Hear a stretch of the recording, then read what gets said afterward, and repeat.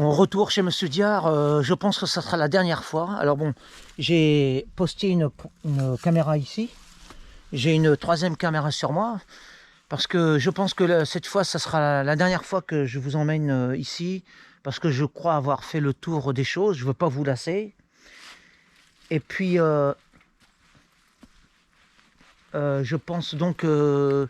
oui, voilà pour ces raisons essentielles en fait. Hein. Pas pour d'autres raisons.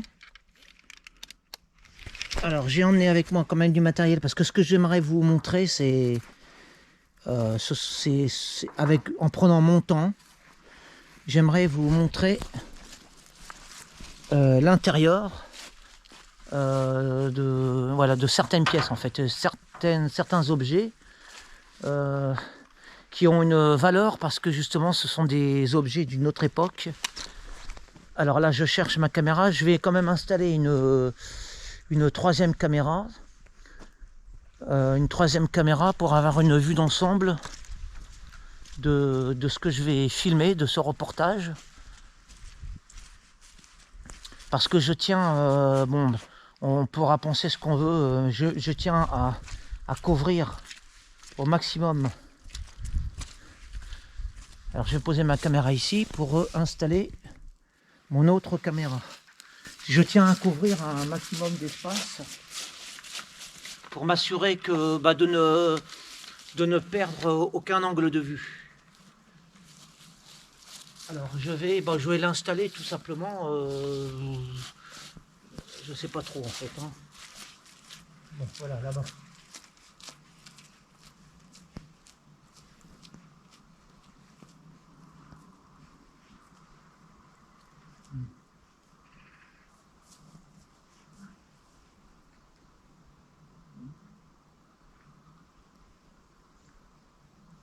Voilà, c'est parti.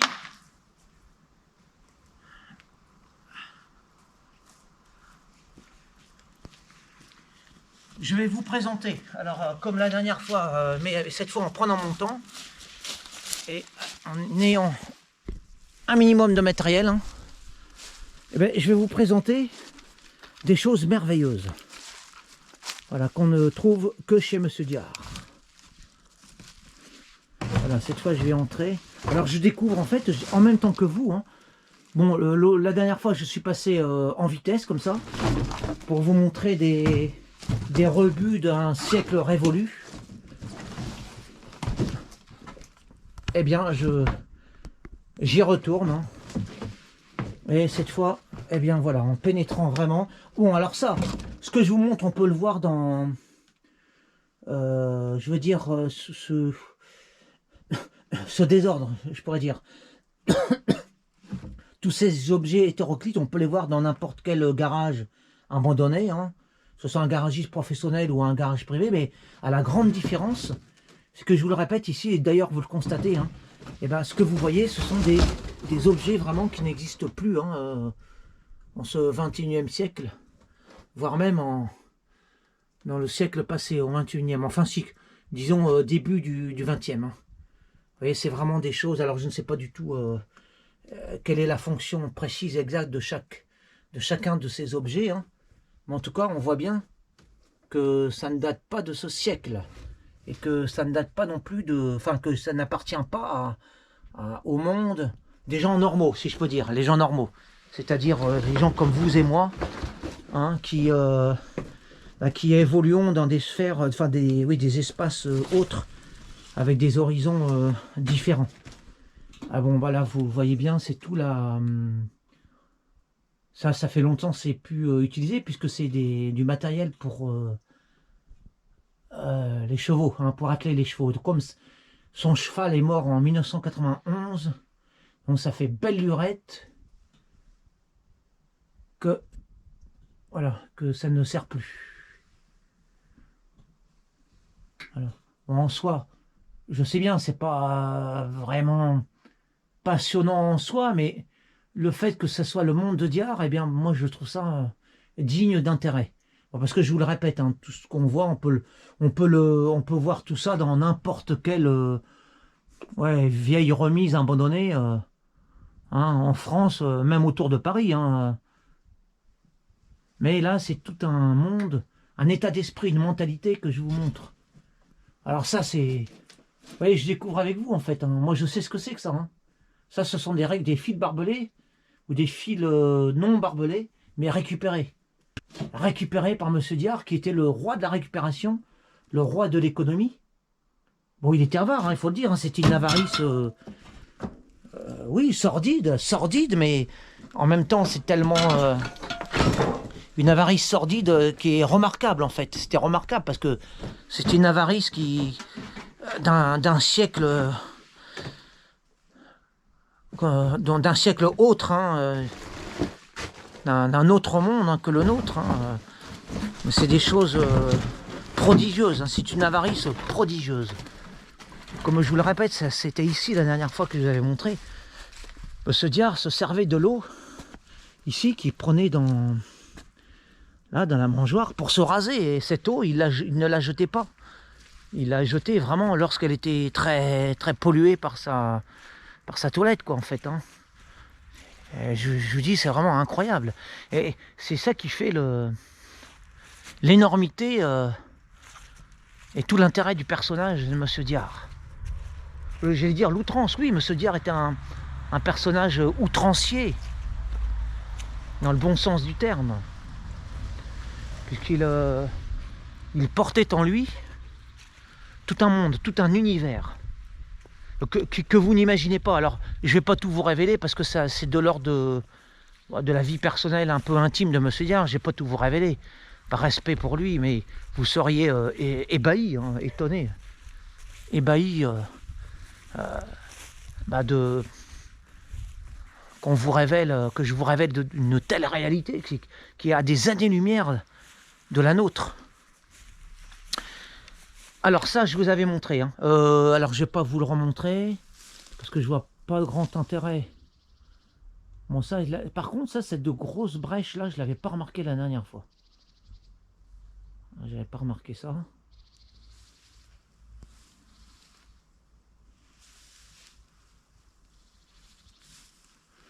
Voilà. Alors, je tenais quand même à préciser, parce que nous sommes ici dans un monde authentique. Hein. Vous voyez ce grand portail là, vert, en fer. Bah, ça, c'est pas Diard. Hein. Ce sont ces nouveaux acquéreurs, c'est-à-dire les héritiers qui ont placé ça, parce que de l'époque de Diard, c'était du bois, du bon bois rustique, authentique, hein, du bois branlant, quoi, hein, du bois à l'image de Diard. Hein, donc c'est pour ça que je voulais préciser, parce que la dernière fois on voyait ça, on apercevait, je n'avais pas précisé. Non, ça c'est pas du tout l'esprit de Monsieur Diard. Hein. Ce portail à roulement là, en fer qui fonctionne et qui n'a pas de charme, hein, qui n'a pas d'âme, non, ça c'est pas Diard. Vous voyez, chez Diard, il y avait une âme. Et il y a toujours une âme d'ailleurs. Hein, on l'aperçoit, on la sent. Vous la ressentez, je suppose. On sent bien que cette maison, bien qu'elle soit en ruine, eh bien, elle a encore un cœur qui bat. Et ce cœur, eh bien, il est dans la pierre.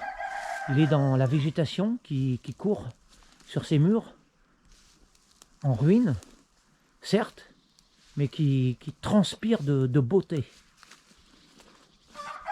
Hein? Ça, pour moi, c'est la beauté architecturale du passé. C'est-à-dire que les maisons du passé, étant donné qu'elles étaient en pierre, en éléments quasiment non transformés, hein, eh bien, elles transpirent la vie, hein, la vie des éléments minéraux. Et c'est ça qui fait l'âme d'une maison. Parce que vous n'aurez jamais d'âme dans une maison moderne, une maison phénix. Vous voyez, là, je vais dans un endroit où je ne suis jamais allé. Pour vous donner l'exemple, je suis rentré là, pendant 30 ans à travers ce seuil-là de la porte. Et pour autant, je ne suis jamais allé là où je suis, là, actuellement. C'est la première fois que je vais ici. Voilà, je découvre en même temps que vous. Hein. Bon, alors apparemment, c'était des clapiers, hein. Ou une mangeoire, je ne sais pas. Une mangeoire transformée en clapier, peut-être.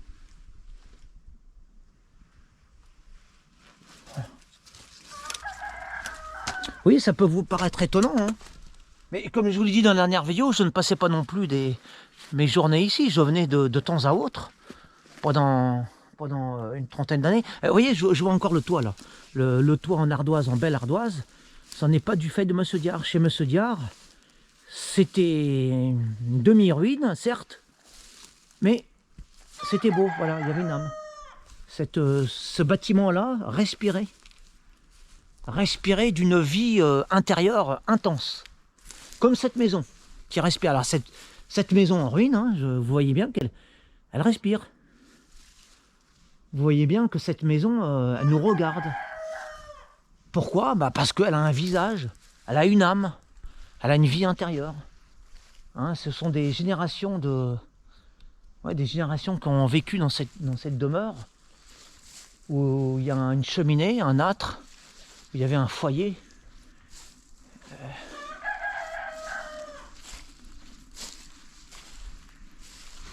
Voilà, en fait, je pensais pas, mais allez, je vais continuer quand même, parce que là, je suis sur ma lancée, je suis bien parti.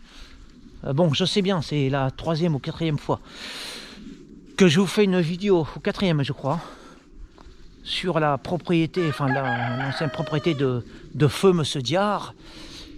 Je vais aller jusqu'au bout, hein, parce que je pense que je ne vais pas vous en montrer plus après, à moins d'une chose extraordinaire à vous montrer. Bon, ici, je vous avais montré la dernière fois, je me souviens. Donc, je ne sais pas si je vais m'attarder. Bah, aussi, en fait. Parce que j'avais dit que je m'attarderais, alors on va s'attarder. Allez. Allez, je vais vous remontrer les mêmes choses que je vous avais montré dans un ancien reportage. Voilà, bon, voilà, qu'est-ce que... Ouais, je découvre. Voilà. Bon, je sais bien en soi, j'en ai conscience, c'est pas extrêmement passionnant. Mais pour moi, je le répète, hein, vu que tout ça c'est lié à Monsieur Diard, automatiquement pour moi ça ne peut être qu'intéressant.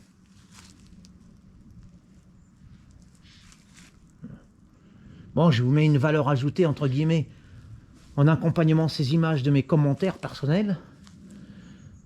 J'ose croire que c'est une valeur ajoutée. Hein.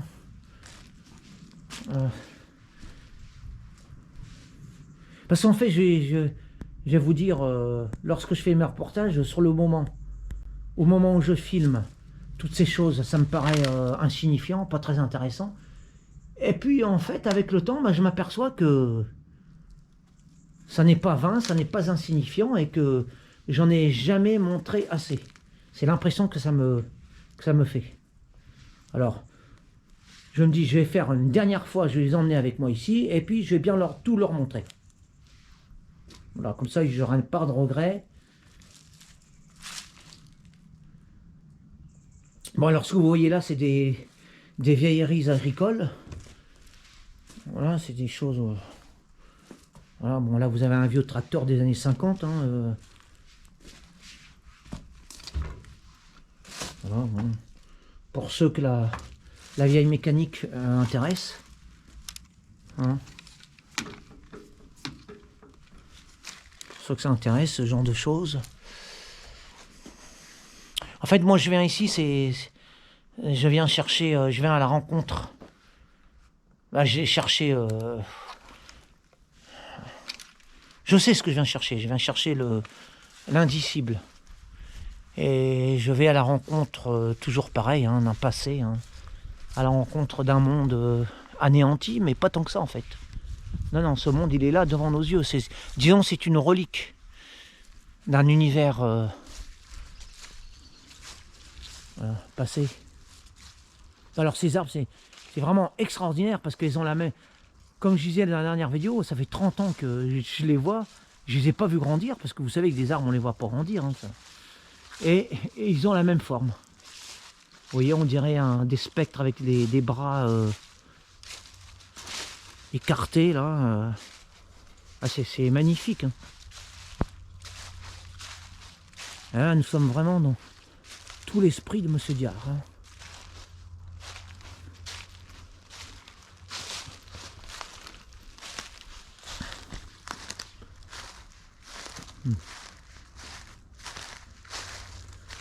Voilà, bon. Je vous montre comme ça. Hein. Cette fois, bon, bah, il n'y a pas de commentaires vraiment à faire. Je vous montre les choses telles qu'elles sont.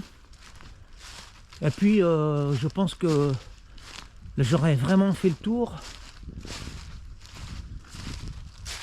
Hein, alors des choses et puis en même temps de la propriété de Monsieur Diard.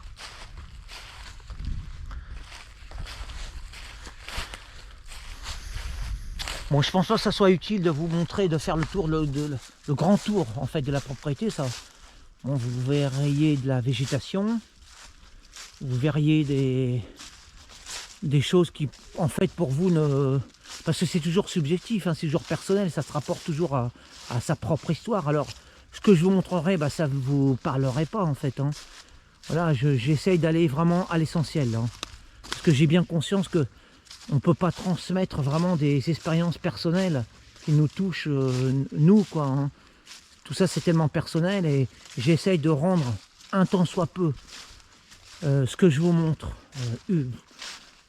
un peu universel, quoi. J'essaye de donner une dimension universelle, du moins j'espère, pour pas que ça soit...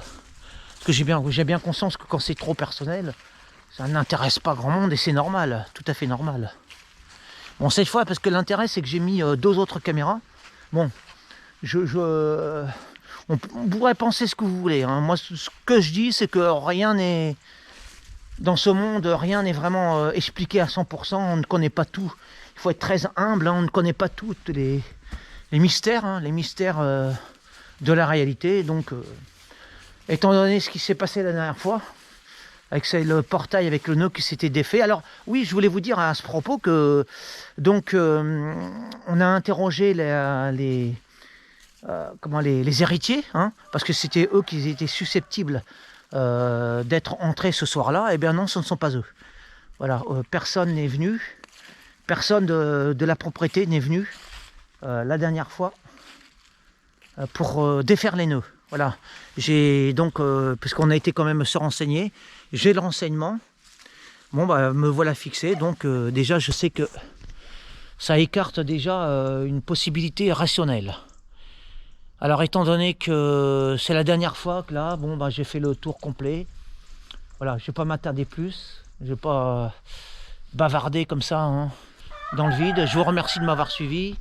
Je vais voilà, éteindre ma caméra, une des 3 caméras, et je vous remercie et je vous dis eh bien, au revoir dans un autre univers cette fois, un autre univers à découvrir, ou alors peut-être retour, on ne sait jamais, si s'est passé quelque chose, retour ici, peut-être. C'est ça qui fait l'intérêt justement de ce genre de choses. Voilà, merci à tous, au revoir.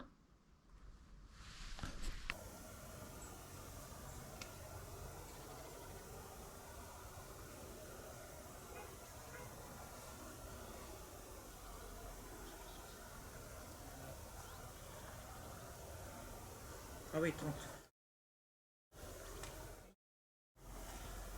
Ouais. Voilà.